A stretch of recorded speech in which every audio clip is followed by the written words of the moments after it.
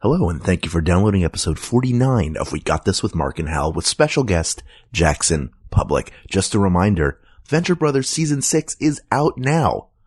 The 31st is past, but coming up on the 7th of February at midnight, as it turns into Monday, you can see episode 2 of Season 6, and then 6 more weeks after that of Sundays filled with joy and Venture Brothers. So check it out. It's part of Adult Swim. It's fantastic. And if you're enjoying the show, just a quick reminder to go rate and review us on iTunes so more people can find us and share the joy and yell at us on social media about our choices. And now, without any further ado, episode 49 of We Got This with Mark and Hal. Hello, I'm Hal Lublin. And I'm Mark Gagliardi. Since the dawn of humanity, one issue has gone unsettled. With the fate of the world in the balance, we're here to settle, once and for all, Best Saturday Morning Cartoon. That's right. Don't worry, everyone. We got this. Podcasts should have a theme song. Podcasts should not have a theme song. Yes, they should. No, they shouldn't. They sound good. Yeah, but people are just going to skip past it. You know what? You're right. We got this. Hey, what's up, everybody? Hal and I. Hal, tell the folks where we are. We are at Astro Base Go once again. And now we're here with the other half of the creative mind of the Venture Brothers. Yes, our previous episode was with Doc Hammer. And now we have Jackson Publick. Yeah, so we've got we've got both halves that make up the wonderful whole. We love your wonderful whole. Awesome, thank you. Welcome. You love my half a hole. Yeah. We love it so much. And we're actually here, at this point, we're recording this before the premiere of the Venture Brothers, but this is actually dropping the week after the premiere. So the first episode is out. Sweet. To record numbers. Well, it's amazing. It's amazing that that they can still have a building for all of the joy and love that has been sent into. That's right. Adult Swim. That's right. So congratulations on the premiere of season 6. I think congratulations to both of you. You're both in it. We're very happy. Right? Yeah.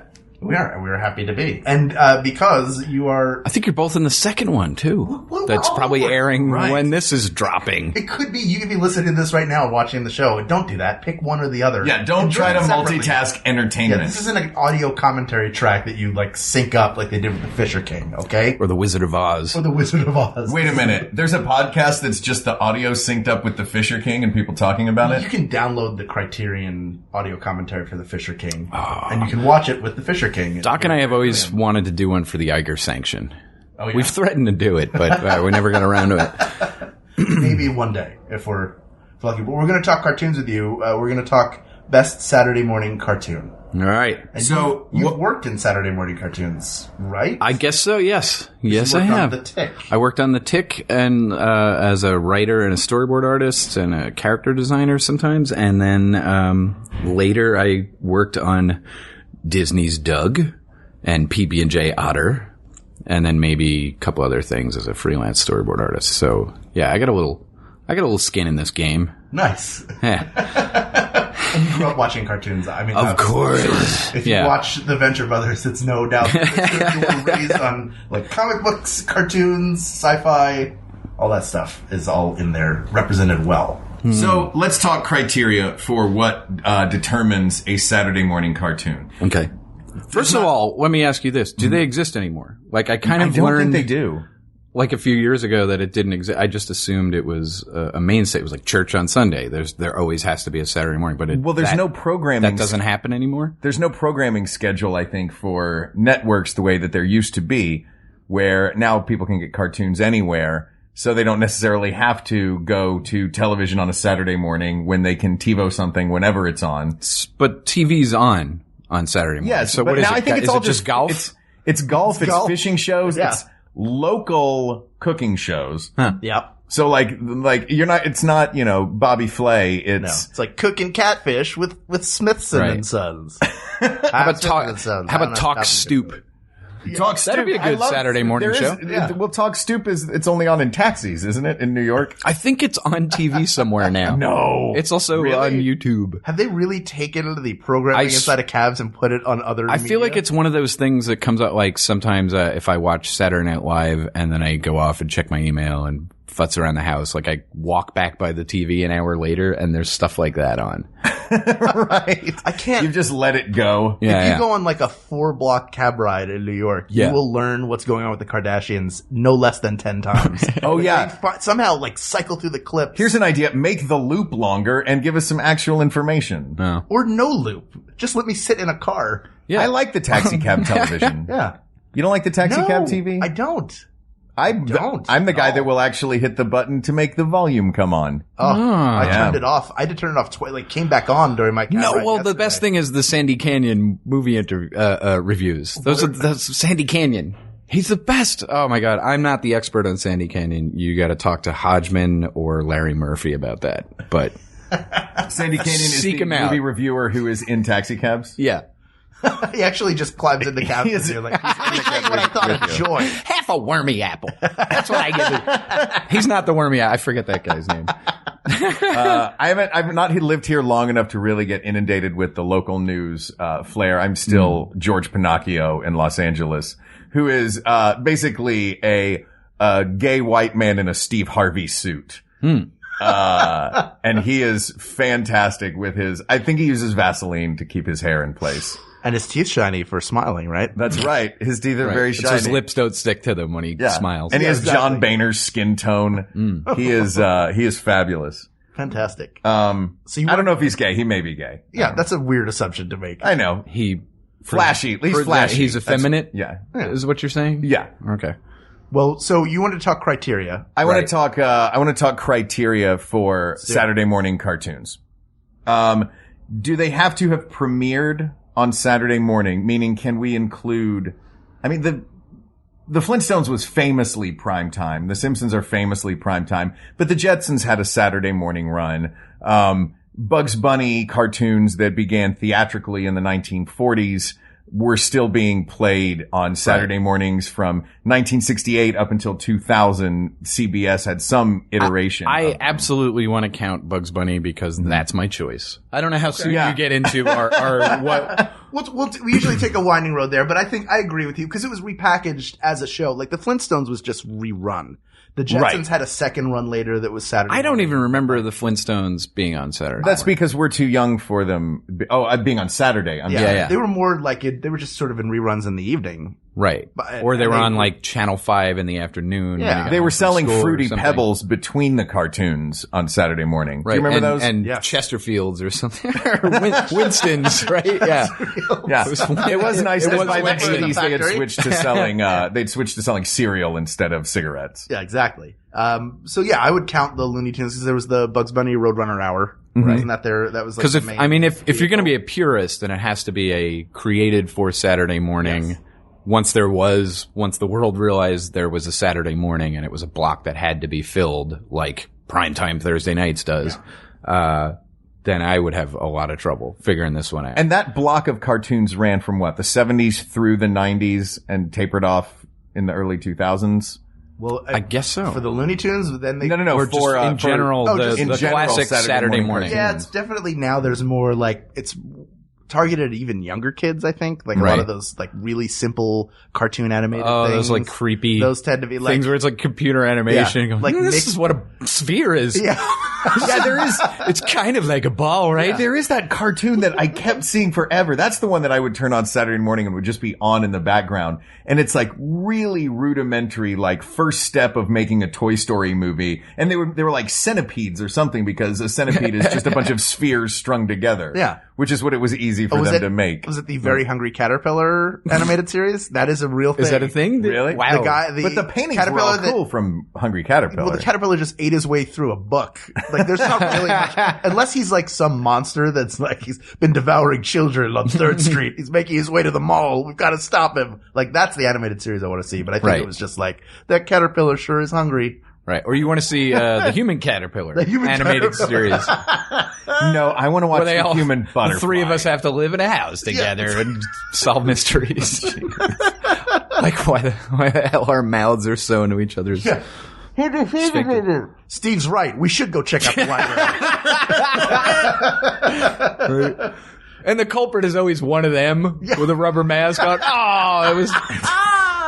he was trying to scare the other two away. Yeah. Speaking of the culprit always being someone in a rubber mask, let's start with the old stuff. Yeah. Okay? And we'll work our way forward. Let's start with Scooby-Doo. What else came around the same time as Scooby-Doo? We're a little young for this. We're talking late 60s. We're talking late 60s. Was that late 70s? 60s that came out? Debuted in 69, I think. Wow. That's when it started. So there was a lot of Hanna-Barbera stuff happening at that time. And Hanna-Barbera would there have been like Saturday morning? This is Huckleberry Hound and Yogi Bear and Snagglepuss. The Laugh Olympics came later on. Oh my God, no. I know all of this from USA Cartoon Express. They would just do the Laugh Olympics every Saturday morning. They would replay all that stuff. Magilla Gorilla. Oh, Are you the faces you're making? Grape Ape. The faces you're making right now. There's so many bad Jackson, ones. Are this is not your favorite era of cartoons. But it's the one I grew up in.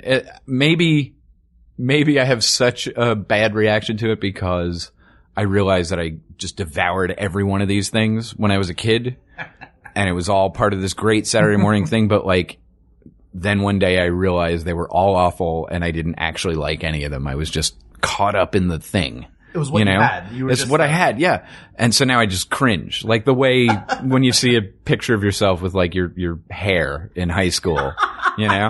And you go, oh, what was wrong with me? Why did I do that? So you don't think that Scooby-Doo... I think Scooby-Doo's solid. Yeah.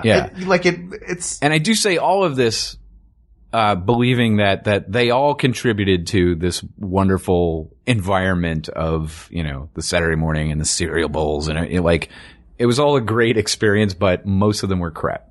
True. Yeah. What's going to come out of there? What's going to come out of there into the finals? Are there any that you remember from that era being? This is an honorable mention. Scooby-Doo. I will defend Scooby-Doo because as a kid I grew up of all the Hanna-Barbera cartoons. Well, and it had a big impact. We're still talking about it. We're still trying to make movies about it. I think they're making a Scooby-Doo series now. I think I can't hire good storyboard artists because they're all working on it. Scooby-Doo and Shaggy are still walking around Universal Studios and driving around a mystery machine at Universal Studios Hollywood. All right. It kind of, it has staying power. I do want to honorable mention Snagglepuss only because really it's just, Stage left. Exactly. The only reason is because Morgan Freeman quoted him when he won his first Oscar. Really? He got up on the stage and went, "Heavens to Murgatroyd." That was and so my friend Jordan and I, that was all we get say, like, just a bunch of Hanna-Barbera, like, "I hate those Mises to pieces." Like, how many of those there are 7 deadly sins. Mises. Augie Doggy and Daddy Doggy. I mean, all those are El Kabong. El Kabong. Yeah, Quick Draw McGraw was pretty great. What about like a Hong Kong Phooey? He was a Saturday morning. God! Did you just get a headache from a stress headache from Hong Kong Phooey? That was one I really wanted to like. Yeah. Because it's like it had karate. He's number in one it. super guy. Like it somehow felt comic booky or something to me, and then it just always disappointed every damn time. And it was like the 70s had no shame about just painting life the way it was in all its like brown and green gritty crap hole glory. Like, you know, like even Sesame Street is like a slum, you know? And like kind of the 70s everywhere in America was a slum. It was French Connection and mean streets everywhere. Yeah. New York was just like a dirty shoe. Like I know, and the cartoons reflected that. I mean, Fat Albert was which also deserves honorable mention, I think. Absolutely. Now it seems like, I'm sure I haven't watched it since Bill Cosby basically was, it was proven that ousted from the planet. But I'm sure if I watched it now, all I would think about the whole time is just every character in this is has a giant rapo. Yeah, exactly. Yeah. Bushmouth has like a vial of powder in his pocket ready to pour into everybody's coke. The junkyard has like a list of victims. So we're eliminating Cosby right off the bat, much in the way we eliminated, George Washington for owning slaves outright. Yeah. Oh, Jefferson. Jefferson was eliminated. So was Washington. Yeah, eventually, yeah. The people who owned Washington people, let his go, though, I think, right? Eventually. Or Washington, wasn't that cool with it. he wasn't that cool. And with it. Jefferson supposedly wasn't that cool with it, but kept him for their own safety. He was like, we shouldn't have him, but if you let him go now, it's going to be nuts. Yeah, exactly. Yeah. All right. So how did we get that quickly to slavery from the Cosby?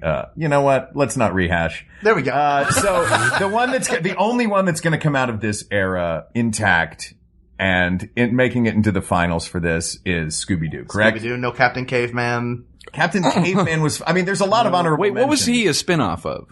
Or was he? He was just one of I don't know, the like old mountain men who characters. carried stuff in their beards? It was very similar to, he looked like a roadie for like Alabama or something. Hold on, what do you need, quarter inch? You know what? It was just in the hood of his club. He used a bunch of adapters. You know what super sucked is Speed Buggy. Oh yeah. Which was just, Speed it was Buggy? Scooby-Doo if you swapped a dune buggy for a dog. Yeah. It was like the same exact setup, talking dune buggy. except it was a talking dune buggy. Yeah. All right, Those are all- that's pretty just- because terrible. they're all crap. pale imitators of Scooby-Doo. Yeah. But Hanna-Barbera did some great work. I mean, Yogi Bear is a classic. Yeah. Certainly an iconic character. But yeah, I guess, cause to me, I know all of these more from their repackaging on USA and the Laugh Olympics. I was going to say, you've only As seen the like- Dan Aykroyd film, Yogi. Yeah, I've only seen that. I've only ridden on the fantastic world of Hanna-Barbera, in Orlando. That's how I know all of my cartoons. Oh, you know what gets honorable mention for me? Although maybe you know the history of it and will knock it down for disqualifying it. The Pink Panther stuff. Yeah. Oh, Pink yeah. Panther's great. Yeah. Are we including with the anteater? Yeah, the little the guy who eats Bing Crosby ant Yeah. or Dean Martin ant. What Yeah, was he? He was whatever- more Bing Crosby, Yeah, right? yeah. I would definitely put Pink Panther in there. He's great. Sure. And And you can't beat the Henry Mancini theme. and the little screamy guys that would chase the Pink Panther around. Yeah. They'd fall great. off something to just go. Yeah. I will not include Mr. Magoo. No. Oh, Mr. Magoo, it's just, I wish I could look how curse. funny he is blind. I wish I could curse on this show when you mention some of these things. That's how bad F Magoo him. is. F him. Mr. Magoo may be the only one that did his own Christmas Carol, though. There is a Mr. Magoo's Christmas Carol out there that I tried watching recently. Yeah. It's just blind Scrooge. It's got its moment. Yeah. A one joke. What kid doesn't love handicapped old people? Yeah, there was a lot of thought put into that one. Yeah. It's going to really light the kids up. Yeah. Make them too. Can we make him like, I don't know, like a 60-ish, a 70? How old is Magoo? Here's what we do. We're going to mix half Harold Lloyd, half this guy I know from my bus stop, Yeah. who the bus has to kneel when he gets on and make everyone late. On the other hand, I was a kid who like enjoyed Barney Miller. So maybe I would have So liked. you even liked your gritty 70s in sitcom form. Yeah. How about here's a subgenre, and this kind of spans time, which is television shows that were adapted into animated form, like Gilligan's Planet, Sure. The Real Ghostbusters. Real Ghostbusters, Happy Days, the Happy Days cartoon. Muppet Babies. I forgot that was a Muppet thing. Babies. Muppet Babies doesn't. Muppet Babies is going to be Totally near, count. Muppet Babies I want to say for later because that's going to get close. There is Right. Punky Brewster. Punky Oh. Brewster, they made a cartoon. With Glomer the alien, who I think was voiced See by Howie now Mandel. we really have to dissect because there's a criteria for this little subgenre. right. Yeah. Because Before like we a lot get of these to- aren't direct adaptations. Like No. Mr. T was a live action Yes, television Mr. T personality. and the Yeah. Mr. T. The Harlem Globetrotters Yes. were real. Oh, they didn't have like a live action TV No, but show. they They appeared, I do think, specials or whatever. They were on Scooby-Doo a million times. Yeah. Scooby-Doo. A lot of work. They did a lot, but they don't really see them on television Ooh, anymore. Apes. Planet of the Apes. Oh yeah, there's a Planet of the Apes. Yeah. cartoon. I think I watched that. Was that Funimation that did that, or Or Filmation or Yeah, one of them. Filmation, something like it's that. got that stink to it. I yeah. think it's Filmation. Yeah, where Because all of these different companies that created cartoons all had their very distinct look for them. Hanna-Barbera had one look. What else was Funimation? they did one that was like a superhero team. I can never remember. Did they the name of do it. Tarzan? They did Tarzan. Yeah, and every once in a while there'd be a rotoscopy looking moment in it that would like, you'd kind of love it, but it would give you the creeps. Yeah, they did, I think, Hercules, maybe. Right. I think Thunder the Barbarian was Filmation. Now, let me ask you I watched that the way people watch Girls. Like, I watched it to complain about it the next day, you know?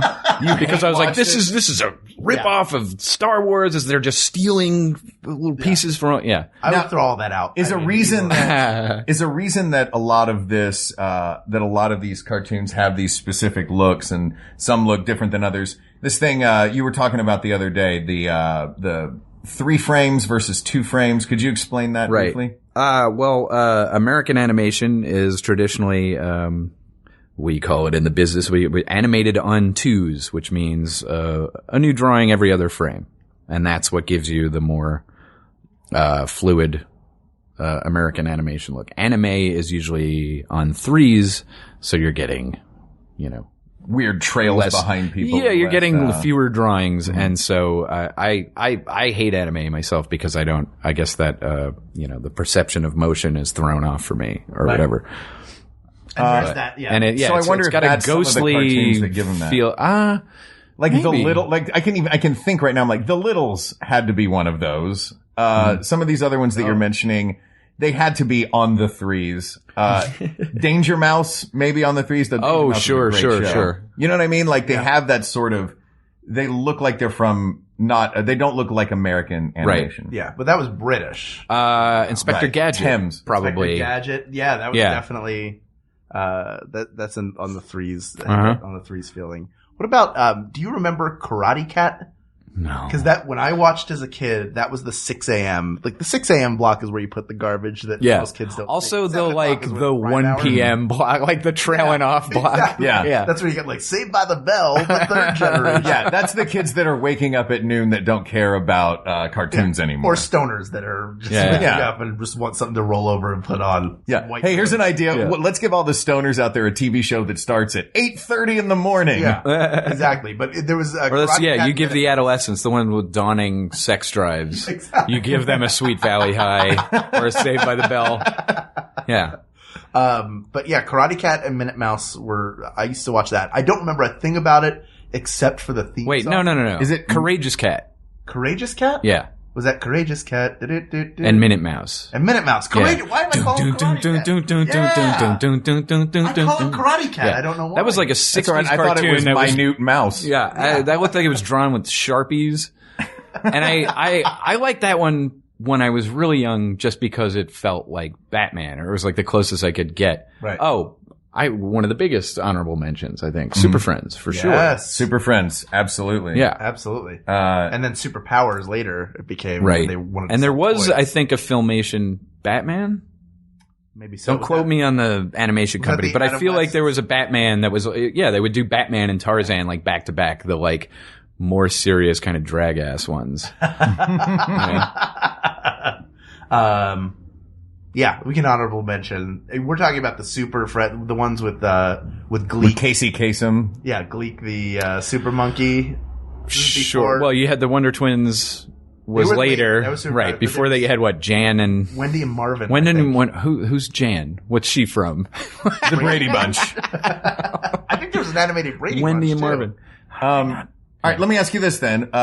So what were the Wonder Twins' names? Was one of them Jan? Jan and Xana. There we go. Yeah. Okay, there's my confusion. Sorry. Since we're seeming to do this somewhat chronologically, somewhat in blocks, let's talk about the strange looking animation, the on the 3s, if you will, and the animations based on previous live action things. Is there anything that's going to make it out of either of those two categories into the finals? I don't think so. Really? The new Ghostbusters was great. I liked it okay. I liked it because Lorenzo Music was Venkman, and he later was Garfield. This is where our slight age difference factors in, because I was kind of aging out of Saturday Morning when that came on. And I was too. But you would have had, and I was aging out when like, I don't think it was a Saturday morning cartoon, He-Man and stuff like that. That was all, those were all afternoon shows. Yeah. But yeah, those were, Okay. So there's nothing's going to come out of arguably Muppet Babies is based on another, right. But I'm going to keep Muppet, which is a high quality show. Yep. The most I wasn't super into it. I was maybe getting a little old for it. I was at the time, but I thought it was really good. Super into Muppet Babies. That was my favorite. Very well done when they would open the doors and have like a silent film. Yeah. Some silent film. Yeah, they would open a door and there would be an actual live action clip and they would have their right. Yeah, I thought that was inventive and cool, and I was attracted to it for those reasons. I'm going to give that one an honorable mention out of that group. What about of the strangely animated ones? The best. This is best foreign film Oscar category right now. Yeah, I mean, Speed Racer I think was a Saturday morning cartoon that was shown here. Right. Like they're all. Was it a Smurfs? Was it a good one? The Smurfs. That's Belgian. That's a Belgian cartoon that made it here. Yeah, but that was a purely American our cartoon. Yeah, right. That was a Belgian figurine set. It wasn't the cartoon. Right? The cartoon was made in the United States. Think so, for sure. Right. All right. Well, we'll get to that when we move into the later 80s. So there's nothing out of this. Not that I would take. I'm pulling Muppet Babies out. Not Star Trek, not Apes. Yeah, I mean, you could pull one out. Star Trek, I mean, they're both fine. Right. I don't know if if either of them would be like the best for me. Right. All right. Yeah, sure. So let's move on now to droids. Oh yeah. Now we're really in the 80s. The droids. I was just going to say, let's go. We're going to go into the center of the 80s right now. We're going to go into like right. So now we're pushing into Mr. T territory. Now we're in the 80s gave us Mr. T, Smurfs. the Smurfs, Gummy Bears, bouncing here and there and everywhere. Right. It gave us Garfield and Friends. Yeah. See, this is where I'm starting to check out because I was born in 1971. So, do you like Garfield though? Are you a Garfield fan? I think I liked the comic strip for a little while and had those, those little skinny books like next to the toilet. Sure. Yeah. When I was a kid, and then when I discovered the Far Side, I was like, everything else is crap. Yeah. That was the art house period. Yeah. It was a good animated series, but the strips are so much better. Yeah. And U.S. Acres was U.S. Acres, I thought, was garbage. Better than I thought U.S. Acres was better than the Garfield segments. And did you reject Heathcliff as a Garfield ripoff? Absolutely. Yes, in your heart. Yeah. In my heart, I know. Right. The only good thing Heathcliff ever did is let me know what a dead fish skeleton looks like. Yeah. Because I always picture Heathcliff with a fish skeleton on a silver tray. Mm-hmm. Yeah. That was what that was all that Heathcliff did. He was just a junkyard Garfield, right? And he tragically choked to death on fish bones. Really sad. That was his death. Before we leave the 70s. Yeah. Because you're done as soon as we leave the 70s. Do you remember, I'm trying to think of some of those ones that would come on later that just sucked. That it was like, it was time for me to go about my day. And like, do you remember the one that was like, it was a cat and he was just Charlie Chaplin. He was like a tramp cat. Was it called Tramp Cat? It might have been called what was it called? It was, they're like, that Charlie Chaplin was pretty popular 80 years ago. Let's make a cat version. Right? Not thinking that cat would also look like Hitler. Right. You are one armband away from inappropriate. Yeah. No, that cat is homeless Hitler in hiding in plain sight. The show took place in Argentina. Yeah, exactly. Buenos Aires, to be exact. He's always just been a carpenter. That's what he said. Just a weird accent. He dabbles in painting still, but they're not very good, but do not tell him that. Yeah, Little Kittler coming this Saturday. 10 a.m. All right, so let's go into the 80s cartoons then now. Sure. Hal and I may have to Captain Planet, period. Remind you of a few. How Captain dare you? Planet. Oh. Or was he more like 1990 like Captain that? Planet was early. Was he 90s. more that like minute when the 80s was turning into the 90s? Yeah, like yeah. he's the Vanilla Ice. He's the 91. Everything's that. Okay. I think of 91 as being that year where everything was still a little 80s, but it was like there's also Nirvana. It was a crossover. Right, because he was like an Earth Day tie-in, right? Yes. And I feel like they kind of brought Earth Day back in 90. I think. that was the big... That was like the big, like, hey, remember there was an Earth Day? Let's have a big concert. I went to the concert in Central Park with the B-52s and... No kidding. In 1990 or the previous one? 90, I guess. Don't forget to sort your trash! that was the big B-52s number? I mean, the Smurfs is kind of an iconic... I was way into it when I was a kid. Even I had the Atari 2600 game, which was it was the theme playing over and over again as you navigated as a Smurf, and then you'd go into a cave and they would switch and play the theme but in a minor key. Mm-hmm. You're like, oh, this is scary. Look at that purple spider.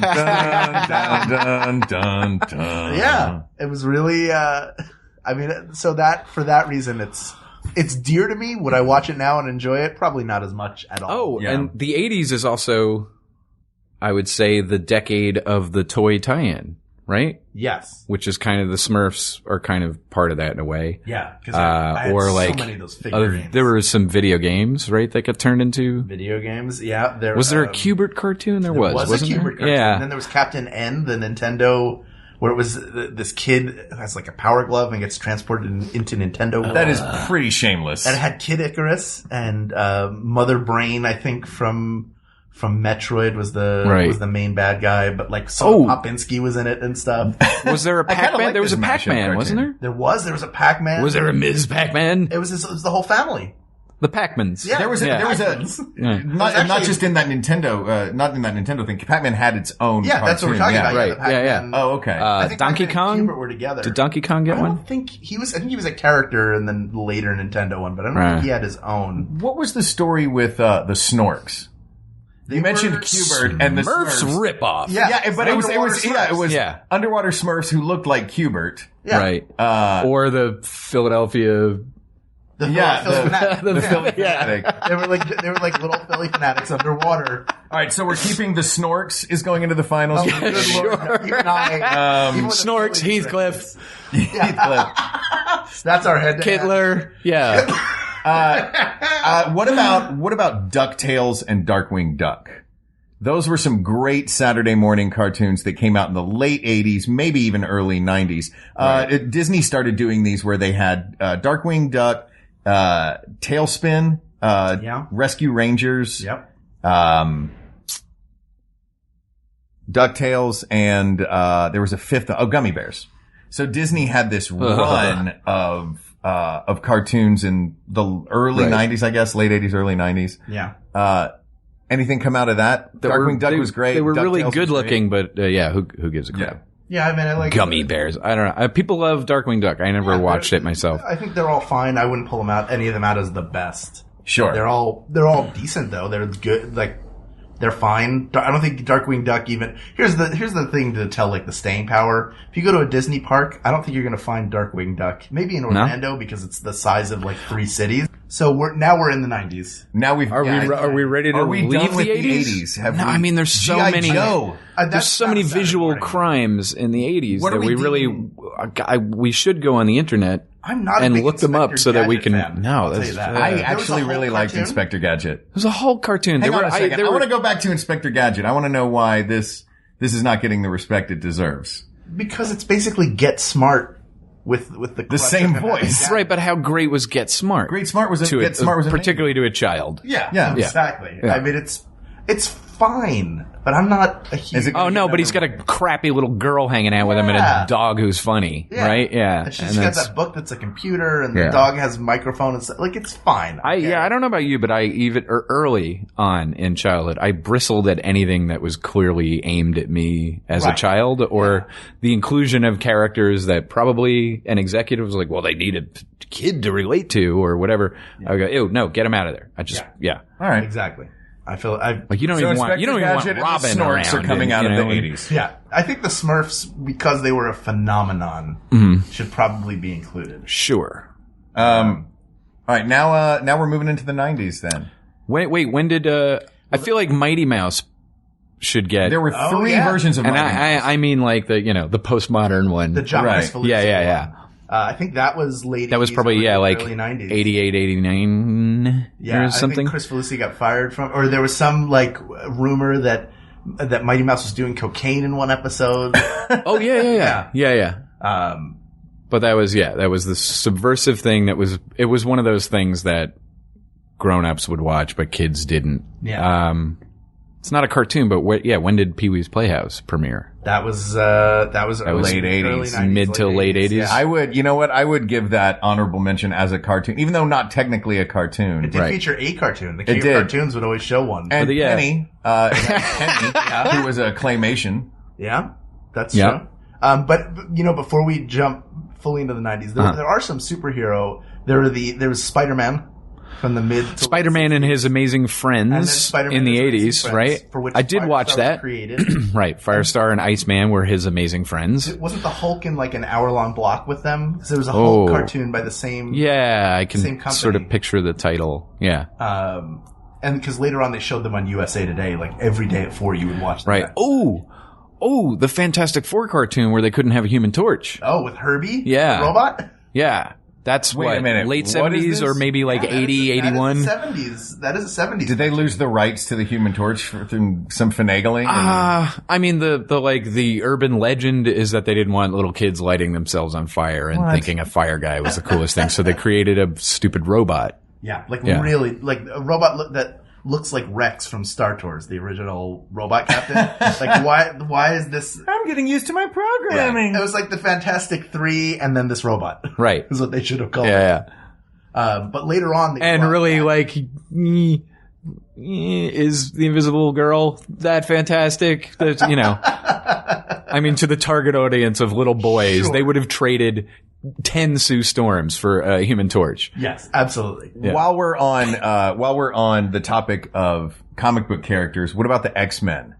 Yeah. The That's- X-Men Saturday morning cartoon. That's early 90s, right? yeah. Because that was on either right before or right after The Tick. That was Fox getting into the... Talk about the Tick, too, Cartoon which was business. a pretty great cartoon. The Tick was a fantastic cartoon. I like that cartoon. Yeah. It's a good cartoon. Pretty fantastic. You're going to have to recuse yourself for the next 5 minutes of this conversation. Right. You know what, Hal? Why don't you and I recuse ourselves from the next 5 minutes of this conversation as well? And you can listen to some of the other amazing stuff that Maximum Fun has to offer. After these messages, We'll be right back. Hey, Max Fun listeners, I'm Dave Holmes, and if you've been missing my show, International Waters, you've been missing this. I am aroused, but I have zero idea. Really? I really, yeah, sorry. Name a British lady. Name a British food lady. Julia Childs. I'm afraid I can't accept That's that. not- No, it's not Julie. It's no. Come on, you must know your British food, ladies. International Waters, a panel show where U.S. and U.K. comedians battle for pop culture supremacy. Subscribe right now on iTunes or at MaximumFun.org. Hey, I'm Barbara Gray. I'm Brandy Posey. And I'm Tess Barker. Together, we make up the Max Fun podcast, Lady to Lady. Each week, we welcome a kick-ass lady guest. We talk about our lives, our dreams, and the terrible decisions we've made that still haunt us. We've had on great comedians like Aisha Tyler and Margaret Cho, plus screenwriters, doctors, authors, anyone who's willing to be as open as we are. It's all a lot of fun. That's us, Lady to Lady. Can you keep a secret? Neither. and we're back.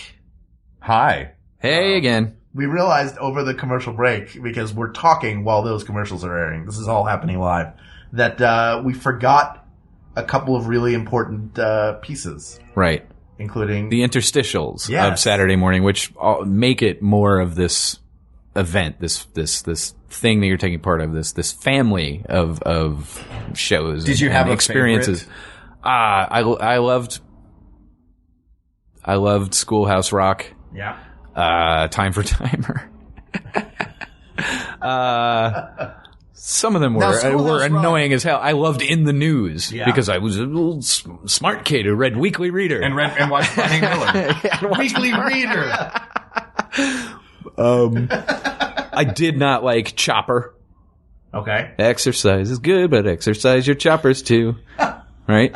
There was Slim Goodbody was a Yeah. Saturday morning character. Yeah, I didn't like the preachy ones. Timer was just like he was telling you how to make a snack, Right. You know, like the other ones are like, hey, brush your teeth. And you're like, get out of here. Take care of yourself. You brush your teeth after you eat all those Lucky Charms. Try getting those squeaky marshmallows out of your back teeth. Yeah, exactly. You'd have like something tell you to take care of your teeth, and then it's like Cocoa Krispies, now with more sugar. Yeah. It's just a bowl of brown sugar. Yeah. Hoarding your Oh, mouth. and this is back when Super Golden Crisp was called Super Sugar Crisp. Yes. And he was sugar. Is he still Sugar Bear, or No, do they he just was not the even Golden Bear. He's He he was Sugar representing Bear, the state of California. who was like also Bing Crosby, wasn't he? Yes, Or he was. Dean Martin. He was like, hey, Rat Pack representation. hey, I'm a Sugar Bear. Yeah. I'm gonna go hang out with Mr. Salty. The Toucan Sam was Peter Lawford. Oh, Hello, everybody. I love Toucan Sam. I didn't love Fruit Loops. Fruit Loops were my favorite. Yeah. What's just as a side note? All right. What would you eat while you were watching Saturday morning Fruit cartoons? Loops or Golden Grams. Those were my two. Golden Grams. Yeah. That's an old man. I'm a graham flour fan. Were you like? Graham flour. Yeah, man. You put some Ooh. chocolate chips and marshmallows in there too. You have s'mores cereal. have to That's like make that's it so something, Waltons and 8 is enough. That's so What, Golden Grams? They're a delicious sweet cereal. I didn't like Cheerios either. It just seemed my Cheerios are my homework. uncool whitewashed friends would you know like Have some Cheerios. Yeah. Great. yeah. We had a kid who lived down the street growing up who was really, really rich, and his family always bought the bag cereal from the bottom underneath Malto meal cereals. And he convinced me as a child that was how they got rich, was saving money by not getting the name brands and just getting store brand cereal, and that's why they had a trampoline. So I will give a shout out to my Malto meals from this trampoline over here. I'm getting cereal everywhere. I'm gonna maybe go Cocoa Puffs on this one. Cocoa Puffs? So sounds great. Yeah, I did. I think I'd do honeycombs. I would do Captain Crunch. Anything that I did actually, even though I didn't like the cartoon, I really liked Smurfberry Crunch. Yeah, it was great. That was pretty good. Yeah. I was not allowed to have sugar cereal for the most part. Every once in a while. The best. Join me in my old man world over here. I wasn't allowed to Mueslicks. choose. Once I got to college, I was like all the time sugar Right. cereal, whatever I could get. It's cream of wheat for you. Yeah, exactly. Cream of wheat. Steel cut oats, just like you like. But we don't put any liquids in it. I just No, want you to have just it with no- one raspberry. What is cream of wheat? Is cream of wheat just like, hey, instead of making oatmeal, we'll just use flour? Is that it's like just magical? It's like a And magical grits. there's farina too. Yeah, it's like Yeah, these were all there's a ton things of- we didn't eat. I had like honey nut you were Cheerios. sitting in front of your cartoons Yeah. with a curly straw in your Cocoa Puffs milk. Yeah. For me, it was honey nut Cheerios. But at one time, I did get the C-3PO cereal, which came out right, I think, before or during Droids, and it was terrible. But we got a second box just because it had C-3PO on it. Right, That sure. was how, and even Yeah, I that's couldn't how. watch. Yeah, And then Droids comes brainwashed we were by Star Wars. along. Droids was terrible. It was so bad. I couldn't watch a cartoon about Star Wars. Yeah. Because it had my two least favorite characters. No, Droids and the Star Wars Christmas special are my first childhood lessons in disappointment. You know?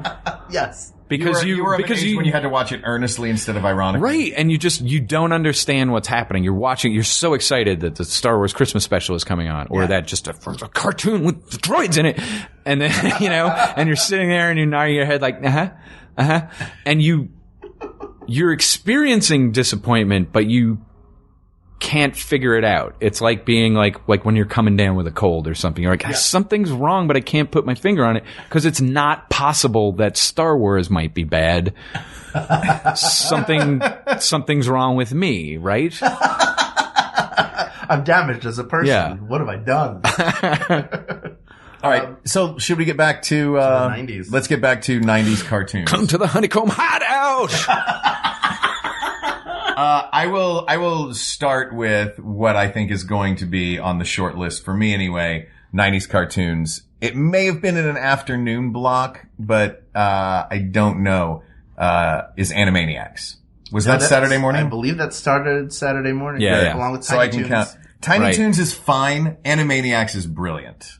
Is it? Stuff in it. Pinky Yeah. and the Brain was Animaniacs was because Pinky and the Brain is kind of fun. It all had such a mincy pleased with itself Hollywood insider kind of stink to it that it really rubbed me the wrong way a lot of times. It was smug. It was very meta. It was smug, yeah, and it was for me. It would get meta in a way that annoyed me, and like I didn't like the Animaniacs themselves. They were annoying, and they just wouldn't stop singing. But they taught that. I think they gave they filled the gap that Schoolhouse Rock had left. For me, I didn't have I had Animaniacs. That was the only educational version of a cartoon, and it wasn't terribly educational because you were poor.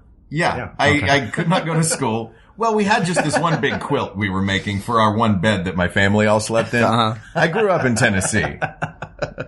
That stuff is good. I really like, I love The Tick. I think it should not have been on Saturday mornings. It was too smart for Saturday mornings. So you think Animaniacs was another one that was too smart for Saturday mornings? I think it was smart. You know, it appealed on a bunch of different levels, which The Tick did too. I just feel like the people who read The Tick that wanted to see an animated version of it probably weren't going to see it on Saturday morning. I think the network, I think that was a mistake the network made.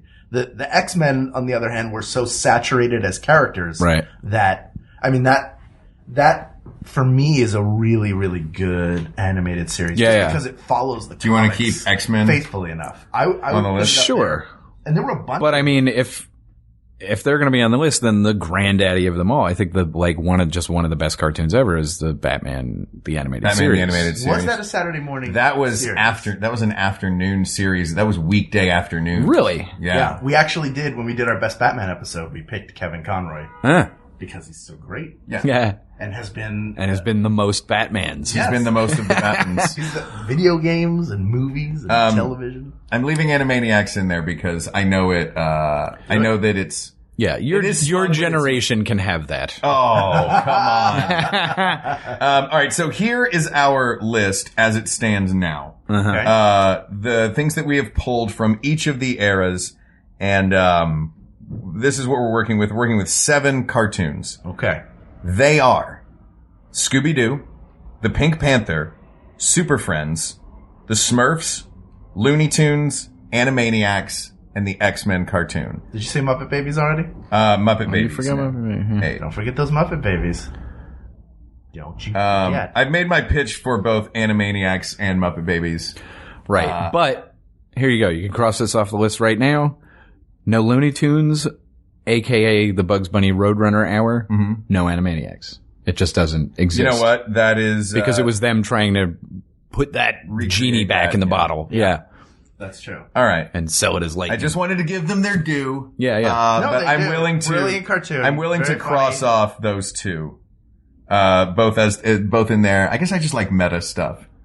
Sure. And look, it worked. It adjusted. I'm not saying it's not a quality... Right. It was made for cartoon. the time. It came out. Wait, at the why are you right crossing time. off Muppet Babies?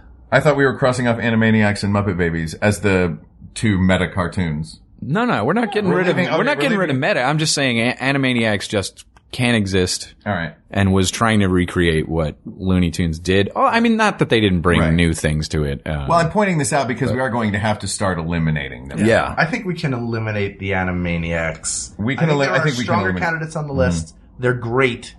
And there are certainly people who would like Grape Ape, for instance. Grape Ape definitely top of the list. Yeah. I love if you've never seen Wait, did we forgot Mr. Jaws? Oh, Jabberjaws, you mean? And the curly. No, aren't there? There's curly two. The shark. No, there's 2 different ones. Curly the shark. There's the Mr. Jaws is the one who you gotcha. I don't remember. You don't remember? Wait, wasn't that the catchphrase from? No. He was he had a top hat and he talked like. Who did he talk like? Bela Lugosi? Or like, no, he talked like Otto Preminger, I think. Good Lord. Perfect for kids. Yeah. Huge. Otto Preminger, he's huge in the kids community. All right. So I'm adding Otto Preminger cat to this and just scratching it right off. All right. So let me do this now. We have Super Friends and X-Men both on here. Oh man, Super Friends is a landmark television show. Yeah. But X-Men is so good. Right? I didn't watch it thoroughly because I was kind of a grown man at that point. I mean, I was, But when it was on, you would indulge in I was watching it. early college age, and I would watch it sometimes. And because I had been a huge comic book fan, I was reading the comics. So I mean, but it could only disappoint me at that point because it's not drawn as well as a comic book, or they're simplifying the story or whatever. But it felt like a pretty high quality thing to me. It's worth revisiting, and I think it's on Netflix. Yeah. Just to see. It's a lot of like Dark Phoenix Saga stuff, but they mix it. They have a mix. They have Rogue and Jubilee are part of it. But they nail the characters, surprisingly. Yeah. Gambit, who was huge in the 90s, is in there. What do you think, Mark? Do you Super Friends? Out of the two of these, I watched a little bit of X-Men. It seemed for me too complicated. As a kid, I was like, this is a little complicated. Right. X-Men was the one I would skip. Okay. Usually I would watch. On the other hand, Super Friends is garbage. But we just love it. Yeah. It's Super Friends. I mean, it's even the name Super Friends. It's taking these great iconic characters and giving them a little kid incarnation so that it's not all just the comic book versions. Isn't a Saturday morning cartoon supposed to be junk? It's like sugar cereal. You're right. You're absolutely right. So then X-Men goes. If the comic books are Cheerios, then Super Friends is Sugar Crisp. Yeah. Yes. Yeah. I think it's probably... So X-Men is too good, and... It might be too good. Super Friends is more... I feel like I just blew your mind. You did. Jackson. You just made me... You're looking at my face, like staring into the distance. I get the 100-yard stare. Yeah. So you're right. This is making me rethink everything. This is what I love about your show sometimes, though. Like, when you arrive at these things... And you go, oh, you're right. When you really take everything into account. So it's not necessarily about quality or entertainment value. What's the most emblematic of a Saturday morning cartoon? Oh, wow. This changes everything. So I'd say we keep Super Friends, right? Do you want to make a whole new list that's just grape Oh my God, no! But now you're blowing my mind. Now this makes me feel like we have to have a comedy and an adventure side of it. Like, well, one will rise up, right? Overall, because those are the two fists of the the Saturday morning. That's true. Gladiator. I don't know. Well, we only so of what we have on this list, the only ones that have made it this far are Super Friends and X-Men. No, Looney Tunes. No, I mean of adventure. Right. Action. Sure. I would say no, but also carries that gap. Oh no! Oh my God! I think I've just realized where this is going. All right, go ahead. Because we're not. I think we're going to end up on Scooby-Doo because it's the combination. You just flashed forward. We might land on Scooby-Doo. Oh my God. No. Are you questioning everything? It's both halves of that create the perfect Saturday morning experience. It's the cereal and the milk. Are we calling it right now? Do we need to talk? Oh, and then you brought it back to cereal. You guys are amazing. I love this. Okay, you know what? I love this. Nobody can talk me out of anything. And then you educated. Dare we go ahead and call it now? I don't know. We got to talk for a few more minutes, all right? Right? Let's not freak Jackson out. I'm sorry that I broke Jackson Publick, everybody. No, because of this list, absolutely the best. The whole reason to ever care about cartoons is Looney Tunes. To me. Yeah. No one did cartoons the way Looney Tunes did. They are iconic. Every character is iconic. Yeah. They're Oscar winning. Yeah, they're actually funny. They're still funny today. They're nearly perfect bits of entertainment. There are still jokes that I'm only getting now because I happen to watch the right Humphrey Bogart movie for the first time in my life. They're irreverent and smart. Yeah. They appeal on multiple levels. Mm-hmm. Which really early Disney stuff works sort of that way too. But there's something special. There's a special sauce in those early Looney Tunes shorts. And for me, it's pre-Chuck Jones. Although I love a lot of Chuck Jones stuff, especially Roadrunner. But like those early, like 1940s, right? they're just incredible. Yeah.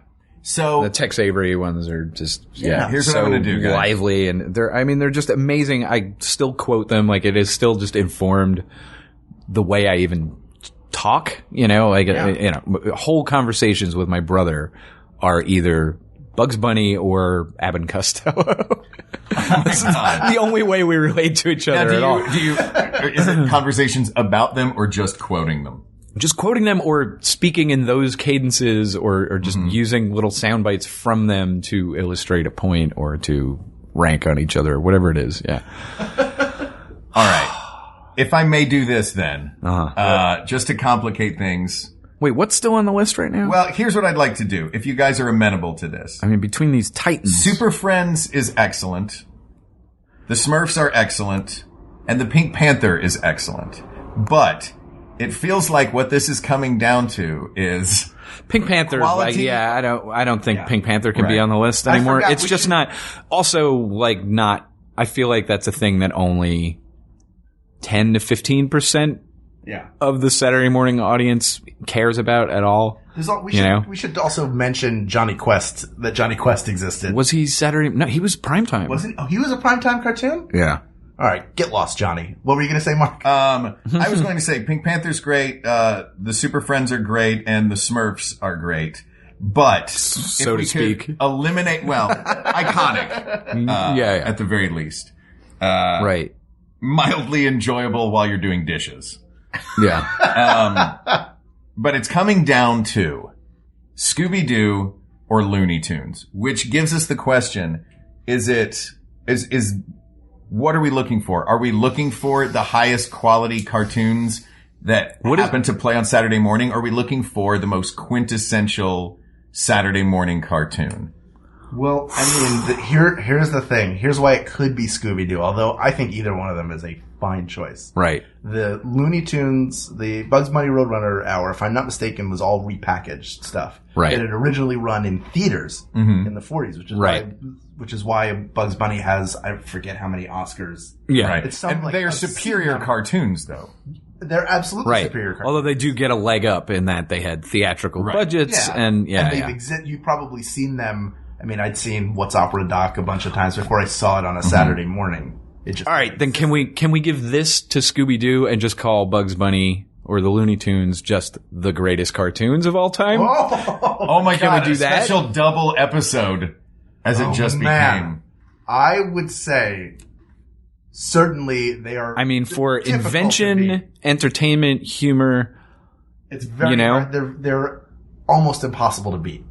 Yeah. I think so. Almost impossible. So, the things like Woody Woodpecker don't even come close. No. Woody Woodpecker's great. Disney was never actually, funny. Disney movies are superior to Disney short cartoons. Right. Sure. Yeah, they did better in long form than. But how many of them, short form would make you laugh pretty hard if you saw one today? I can go. The Goofy I can go on YouTube and find the one where just it's not even one of the major ones. The one where Bugs Bunny hassles two hillbillies, and you will laugh out loud 20 times. That's true. It's true. Or even Robin Hood Daffy. Oh my goodness! You'll never stop laughing. Every tree he hits, you will laugh again. Takes it away. You can't stop. Or Duck Dodgers in the 23rd century. 23rd and a half century. 23rd and a half century. Sure.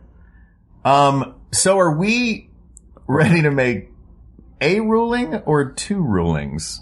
I think we need to make a ruling. I think we know where this episode's ruling has to go. All right. I think you might be right on the cereal and the milk principle. And if we want to be purists, of the ones that are just pure Saturday morning cartoons, they were invented for that reason. Yeah, I think I hate to do it, but yeah, they are emblematic of the Saturday morning industry. They are the purest form of what that is, for better or worse. I don't want to knock Scooby-Doo. I mean, you sound so dejected that it's not Looney Tunes. But Scooby-Doo cartoons are excellent cartoons and have had many different incarnations. Some are good, some are not as good. You have to be fair. He's coming to terms with a major realization. Yeah. That has changed his perspective on the Saturday morning cartoon. You came into this episode fully knowing what it was going to be. Yeah. And I'll tell you what, people of the world probably a lot of you are going through the same feelings. I think so, right? Yeah, you have to be. Yeah. Because you all love your cartoons so much. The ones that you grew up with, the ones that you watched. Right. All the people out there going, screw you, Dungeons and Dragons. Exactly. It was Dungeons and Dragons. Dungeons and Dragons. It started with the roller coaster that took them into a magical land. Yes, we've all seen it. We've all seen it. You don't have to tweet at us about it. We get it. But you need to understand that we've ruled that the greatest Saturday morning cartoon of all time has just had a rubber mask ripped off of its face to reveal there was Scooby-Doo all along. And they would have gotten away with it whether you kids were meddling or not because of the best Saturday morning cartoon asked and answered. Boom. Jackson, thank you for settling this with us. Oh, you're welcome. I don't know how I feel about it. Painful. Yeah. It was. I've gone through a lot. I might, yeah. I'm going to start voting Republican now. I think. You've turned me around on everything. We've done it. We've completely changed it all. We've turned him too far, Hal. We've turned him too far. Season 6 of the Venture Brothers. For the second episode is coming this Saturday at midnight. Yeah. Right? No, not at all. Sundays at midnight. Sundays at midnight. Saturday night into Sunday. No. Turns to Sunday? No. Sunday evening. Sunday night. Technically, the minute you start watching it, it's Monday morning. All right. So there you go. And what better way to start your week than by watching the second episode of Season 6 of the Venture. Now I feel like a morning DJ. Yeah. I got written down. What was it? November 3rd you got there for the Venture Boys. Check it out on HLN. It's on Cartoon Network. It's on Sunday evening into Monday morning at midnight on Adult Swim. And it's awesome. The portions of it I have recorded. Yeah, I'll show you more when we're done here. Oh, let's put these microphones sneak away. peek. Yeah, put the mics away so I can give you a sneak peek on my computer. Yeah, so real quick, you have a bunch of stuff that you want us to solve for you. Fine, email us at wegotThisPodcast@gmail.com or go to facebook.com/wegotThisPodcast. Or take a look at the Maximum Fun subreddit or reach out to us on Twitter at WeGotThisTweets. Thanks as always to Mike Furman and Jonathan Dinerstein for our award-winning song and score respectively. Thank you to producer Ken Plume, to researcher Kate McManus, and graphic designer Uri Kelman. And thank you as always to you, our listeners. We keep making them, you keep listening to them, and we'll keep solving all of your barguments. You keep getting this. We will keep getting this. Yeah. And give yourselves a hand, too. Here. Oh. Thank each other. Do you ever thank each other? You know what, Hal? Thank you. Thank you, Mark. There you go. For Hal Lublin, I'm Mark Gagliardi. For Mark Gagliardi, I'm Hal Lublin. And don't worry, everyone. We got this. We got this. MaximumFun.org. Comedy and culture. Artist owned. Listener supported.